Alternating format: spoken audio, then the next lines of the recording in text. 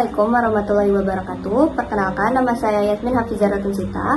Saya dari kelas 1B Bimbingan dan Konseling dengan NPMA 1L025054. Di sini saya akan mewawancarai salah satu sumber saya.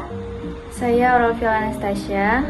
Baiklah, di sini saya akan mewawancarai narasumber saya dengan tema faktor yang mempengaruhi kerusakan mental pada remaja di era digital sekarang ini. Nah, saat ini kan kita itu sering mendengar beberapa kasus remaja yang mengalami gangguan mental. Nah, menurut Aurel itu apa sih yang mempengaruhi kondisi ini di era digital sekarang ini?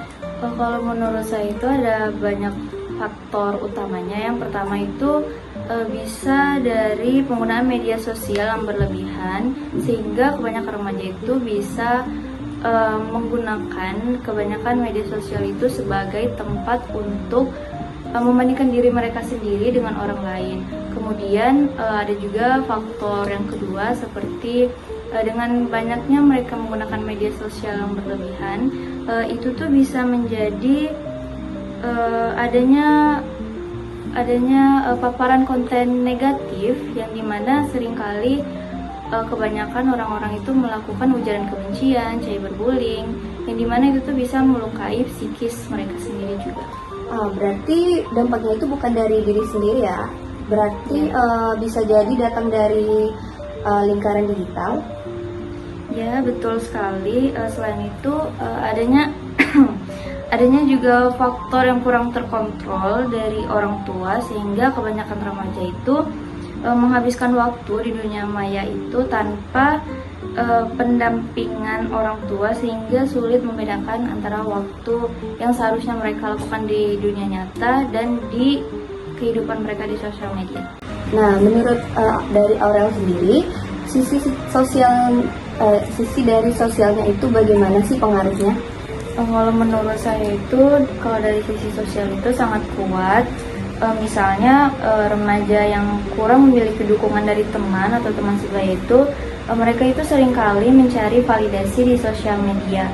Kemudian kalau misalnya validasi yang mereka harapin itu tidak sesuai dengan yang mereka inginkan, mereka itu biasanya mengalami stres, kemudian kecemasan yang berlebihan, bahkan bisa depresi juga. Lalu apakah ada sih faktor biologis atau faktor internal dari diri remaja itu sendiri menurut Aurel? Mungkin ada, yang dimana itu masa remaja itu adalah masa-masa pencarian identitas atau jati diri mereka sendiri, yang dimana hormon dan emosi mereka itu belum stabil secara keseluruhan, dan juga jika tidak diarahkan dengan baik bisa berakibat dengan fatal. Oh iya, menarik sekali ya. Nah, kira-kira apa sih langkah pencegahan yang bisa dilakukan agar kerusakan mental pada remaja ini bisa diminimalisir?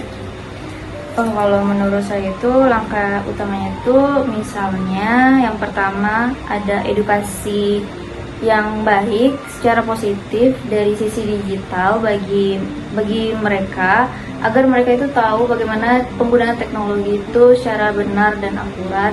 Kemudian yang kedua itu ada pendampingan dari orang tua, yang dimana bisa membangun komunikasi terbuka bagi setiap orang yang mereka lihat di internet. Kemudian ada juga keseimbangan aktivitas, yang dimana artinya itu mereka jangan hanya bermain gawai, tetapi juga aktif di dunia nyata. Berarti kuncinya itu bukan dengan melarang penggunaan media sosial ya, tapi lebih ke mengarahkan agar penggunanya itu lebih bijak dan lebih bijak menggunakan media sosial. Yes, betul sekali. Kayak teknologi itu ya sepandai-pandainya kita menggunakannya aja, jangan sampai berlebihan dan berakibat fatal aja. Oh ya, baik, terima kasih atas penjelasannya Aurel. Semoga wawancara ini tuh bisa membuka mata kita semua tentang pentingnya menjaga kesehatan mental di remaja pada era digital sekarang ini. Baiklah, terima kasih. Saya akhiri. Wassalamualaikum warahmatullahi wabarakatuh.